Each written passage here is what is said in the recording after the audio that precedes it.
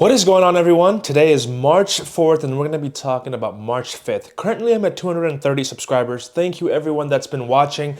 I know I look like a mess right now. I just got done with a 4-hour project, and before that, I went to the gym and did like 500 calories on the cardio. So forgive me for my messy hair. I'm going to start cleaning up more. All right, first and foremost, the Nuggets and the Magic. No, sorry. The Mavericks and Magic. What am I looking at? I'm looking at the Lakers and the Nuggets game, which we'll get to later. But the first game is the Magic and the Mavs. The Mavs will travel all the way to the Magic. The Mavs are 2-8 last 10. The Magic is 6-4. The Mavs are 7-21 away. The Magic is 19-12 at home. So let's compare the stats. Defensively, Magic is better by 3 points, giving 3 points less per game to opponents. Now, offensively, they're about the same. Now, this game, Cooper Flag is questionable. So here's how I'm going to approach this, okay? Get ready for this. Currently, Orlando is favored to win by 8.5 at home. If Cooper Flag plays, I am picking Mavericks to cover the spread. Not to win, to cover the spread. If Cooper Flag doesn't play, I'm picking Magic to cover the spread. You do what you want with that. There's not much to analyze in this game. They're both teams that I don't really like. They both suck at covering the spread equally. I mean, Magic is 25-35 at covering the spread. The Mavs are 25-34. I mean, overall, the Magic should be better. However, currently, Anthony Black is questionable. Wendell Carter Jr. is questionable, and Franz Wagner is out. So it's a hard situation. Obviously, I'm going to pick Magic to win at home, but Mavs can cover the spread if Cooper Flag plays. The next game is the Jazz versus the Wizards. This is what you call ass versus ass. They're both very bad. The Jazz is 2-8 last 10. The Wizards are 2-8 last 10. They're both horrible. I mean, spread-wise, the Jazz is much better. Currently, Laurie is still out. Jaren Jackson is out. But Keontae George is going to be available for tomorrow. On the other hand, Keyshawn George and Alexandre Ausar are still out. I'm going to pick the Jazz to cover the spread in this game. I really think they can, even without Laurie and Jaren Jackson. This Wizards team without Alexandre Ausar and Keyshawn George is trash, horrible. Defensively, they're both trash. Offensively, the Jazz are better by scoring 5 points per game more. I'm picking the Jazz to cover the spread. The next game we're going to talk about is the Miami Heat versus the Nets. Now, currently, the Heat are favored by 13 points, and I think they rightfully are favored. I mean, the Nets are 1-9 last 10. They're 7-24 playing away. Now, here's why I'm going to pick the Heat to cover the spread. The Heats have been doing a phenomenal job at covering spreads this season. They're 35-25-2 the whole season. They're 7-3 last 10, whereas the Nets are 2-8 last 10 with covering the spreads. Defensively, the Heat is better. Offensively, the Heats are better. I mean, Bam is available. Wiggins is available. Jamie Jacquez is available. Let's see. Tyler Heroes is available. Now, on the other hand, the Nets, I mean, I don't even have to talk much about this game. The Heats are going to cover the spread. They're at home. They have been doing a phenomenal job covering the spread this season. I don't see the Nets, winning this game or even being close. I picked the Heat to win at home, comfortably covering the spread. The next game is the Rockets and the Warriors. Currently, Steph Curry is out, Jimmy Butler is out, Moody is out, Will Richard is out. Porzingis is still out with the illness. I'm kind of wondering what kind of illness, or is it a script where Porzingis comes back when Curry comes back? That's what I'm thinking right now, because there is no way that there's an illness that is making him not play this long. On the other hand, Sengun, Thompson, and Jabari Smith are questionable. I don't care whether they play or not. I just don't care. I think that the Rockets are much better than the Warriors this season. They give up 5 points less per game. And on top of that, offensively, they're about the same. But we got to also remember that offensive stats that the Warriors have is because of Curry, Butler, Moody, all of these people. They're not going to be playing. I'm picking the Rockets to cover the 8.5 spread at home.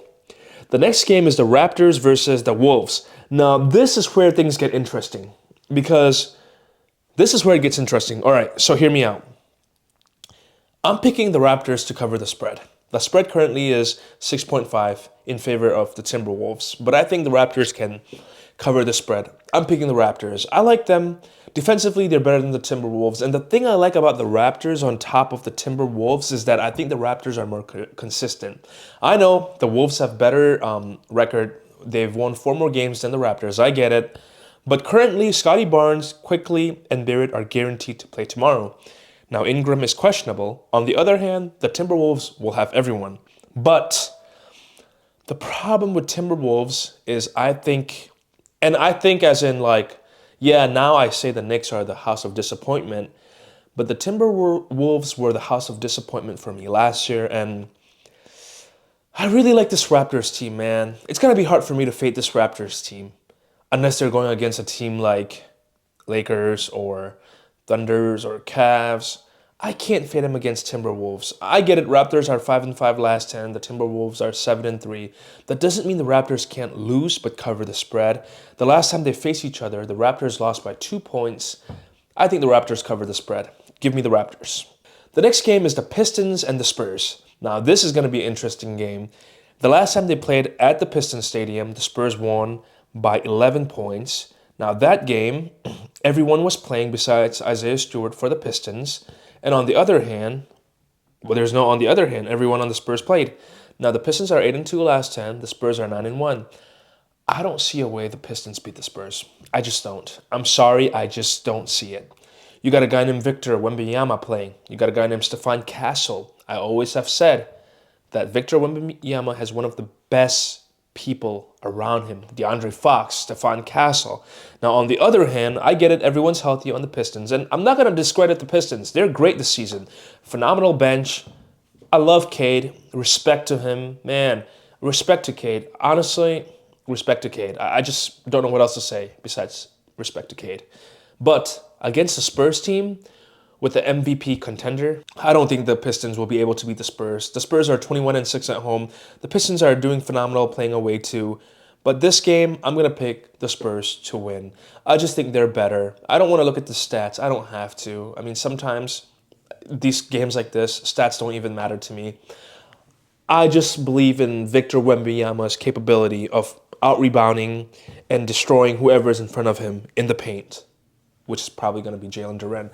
Now, it's like this. I'm not going to say that Victor Wembanyama is at Jokic level, but it's kind of like how I don't go against Jokic and Murray. Yeah, I'm not going to go against Victor Wembanyama when he has everyone around him available. So, Spurs to win. Now, the next game is the Suns versus the Bulls. The Suns are favored by 10.5. Now, this game, Dylan Brooks is still out, Mark Williams out, Jordan Goodwin out. On the other hand, Giddey, Simmons, and Buzelis is questionable. Now, the Bulls are 1-9 last 10. They're 3-7 last 10 with the spread. On the other hand, the Suns are 4-6 last 10. But overall, the whole season, they're 37-22 with the spread. So here's my pick. My pick is the Suns to win. No question, right? The obvious. They're better defensively, giving up 9 points less per game. Offensively, they're about the same level, I would say. But the thing that is good about the Suns is that they're very good at creating pressure. They're very good at it. They have 10 steals per game. That's a lot. That is a lot, okay? And then also offensive rebounds, they get more. But I get it, Mark Williams is not playing. So here's how I'm going to go with this. Suns to win, of course. If Giddey and Simmons play, and Buzelis, if Giddey and Simmons play, those two must play, not one playing. If those two play, I can see the Bulls covering the spread. But if they both don't play, okay, they both have to play at the same time for me to pick the Bulls to cover the spread. But if only one plays or if both of them doesn't play, I'm picking Suns to cover the spread. They're a much better team than the Bulls. The Bulls are horrible. They're 1-9 last 10. They're just horrible. Simple as that. The next game that we're talking about today is the Pelicans versus the Kings. Both of these teams are not really the best. However, I'm going to give the Pelicans the win. Currently, Trey Murphy and Zion Williamson are questionable. They're both so bad defensively, giving up 120 points per game. But on the other hand, the Kings don't have players like Levine, Hunter, Murray, Sabonis, Cardwell. They're two centers. Now, on the other hand, they're going to have Jordan Poole on the Pelicans. They're going to have Derek Queen, Jeremiah Fears, possibly Williamson, Murphy. They've already faced each other. The Pelicans beat them by 26 points. I don't see how they don't beat them by 4 points, even though it's at the Kings Stadium. I'm picking the Pelicans to win, okay? Not covering spread, none of that. I'm picking them to win. The last game we're going to talk about today is my Lakers versus the Nuggets. And I'm picking the Lakers to win. And before you say anything saying, oh, I thought you said you're never going to go against Jokic and Murray. Yeah, I said that, but this is my Lakers, okay? Honestly, the Lakers own the Nuggets. Not just this year, last year as well. They beat them by 8 points already. I get it, Jokic didn't play, but Austin Reeves didn't play either. And they were playing away, the Lakers, and they still beat them by 8 points. And I don't see why they can't right now with everyone being available. Ayton needs to step up, though. He needs to step up. Okay, the NBA playoffs are going to come soon. This Lakers team have the potential to win it all if Ayton steps up. Ayton needs to step up. Simple as that, all right? Because right now, LeBron James and Luka are carrying this team. Even Austin Reeves. It's been a while since he dropped 20. Let's see. 15, 12, 18, 14, 18, 15. Since February 20th, he has not dropped a 20-point game. We're going to need AR and Ayton to step up. And I think this is the game. They're going to beat him. I believe it. Lakers can beat the Nuggets. I believe so. That is my pick. Thank you guys for watching. I'll see you guys next time.